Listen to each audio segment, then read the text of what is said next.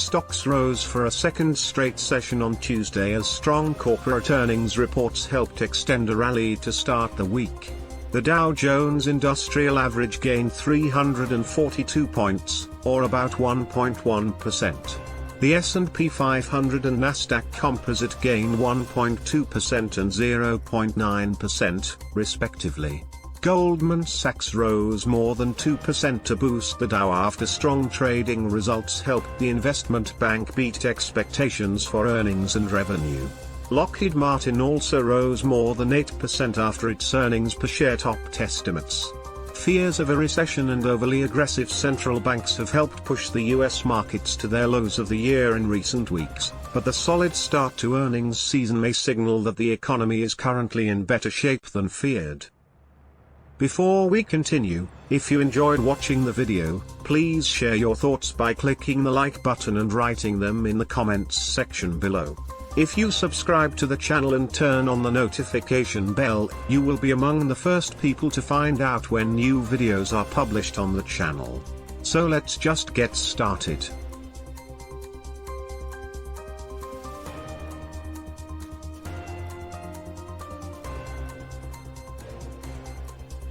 Sentiment toward the German economy improved surprisingly in October, despite an increasingly sharp slowdown, according to the first of the month's major confidence indicators.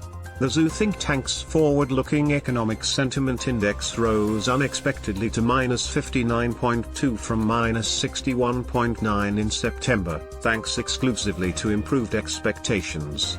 The figure is notable because of ZU's relatively good record in the past as an indicator of turning points in the fortunes of Europe's largest economy. However, it stands at odds with an assessment of current conditions that has gone from bad to worse, falling by more than expected to -72.2 from -60.5 a month earlier.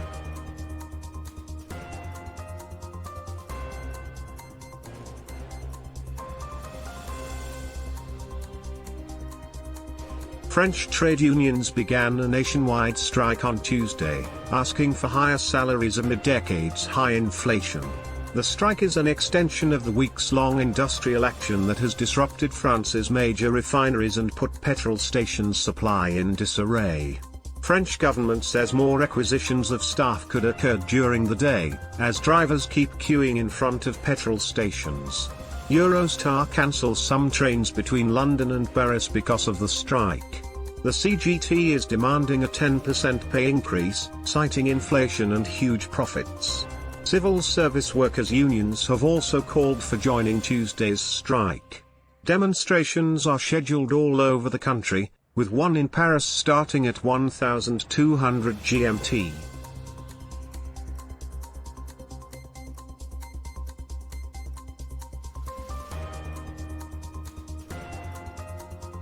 New Zealand's consumer inflation smashed expectations in the third quarter, with price gains becoming more broad-based and entrenched, prompting analysts to bet on a more aggressive central bank rate hike next month and a higher peak for rates.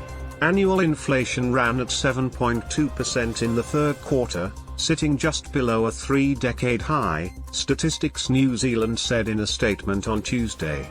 On a quarter-on-quarter basis, the Consumer Price Index, CPI, rose 2.2%, following a 1.7% increase in the second quarter and beating expectations for a 1.6% rise. The main drivers of the 7.2% annual inflation were rising prices for construction, local government taxes and rentals for housing, Statistics New Zealand said in a statement.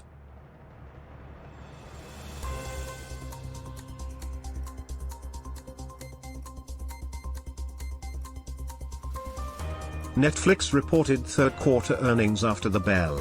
EPS, $3.10 versus $2.13 per share, according to Refinitiv. Expected global paid net subscribers, addition of 2.41 million subscribers versus an addition of 1.09 million subscribers, according to Street Account estimates. Last quarter, Netflix addressed its slowing revenue growth, which it said was the result of competition, account sharing and other factors such as sluggish economic growth and the war in Ukraine. It remains focused on content, offering big-budget films on its service rather than in theaters, and providing all episodes of new shows all at once for subscribers to binge. Additionally, investors will be looking for updates on Netflix's paid sharing plan.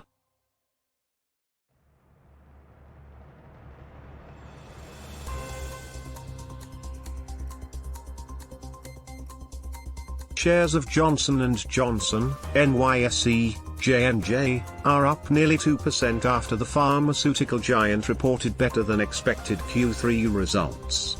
J&J reported an EPS of $2.55 on revenue of $23.79 billion to top the average analyst estimate of $2.52 on revenue of $23.46 billion. Sales rose plus 1.9%, modestly helped by the higher-than-expected COVID-19 vaccine sales. Pharmaceutical sales were up plus 2.6% to $13.21 billion, slightly below the estimate of $13.3 billion. On the guidance front, J&J maintained 2022 full-year guidance midpoints for adjusted operational sales and reported adjusted EPS. However, J&J now sees full-year revenue between $93 billion to $93.5 billion, down from the prior outlook of $93.3 billion to $94.3 billion.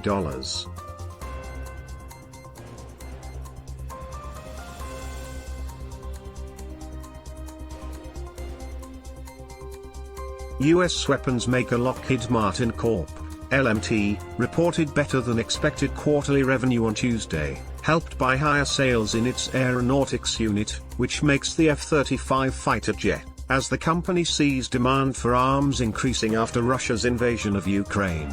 The maker of the high-mobility artillery rocket system, HIMARS, launchers and their ammunition, which Ukraine is using to beat back Russia's incursion, saw lower profit margins compared with the same quarter a year ago. The company maintained its 2022 revenue guidance of $65.25 billion despite lingering supply chain-related headwinds.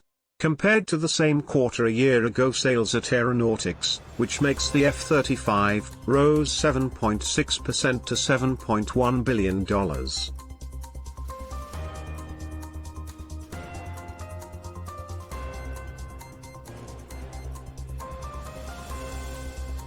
Meanwhile, the Japanese yen traded near a 32-year trough to the dollar at 149 yen, putting the major psychological barrier of 150 in focus and raising the possibility of the Bank of Japan doing more to support the battered currency after its first yen buying intervention since 1998 on September 22.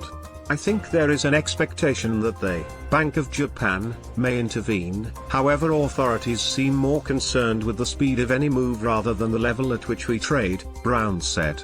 The Aussie was up 0.19% on the day at $0.6302. Bitcoin was 0.4% lower at $19,440.17, clinging close to the levels it has traded at for the last 4 weeks.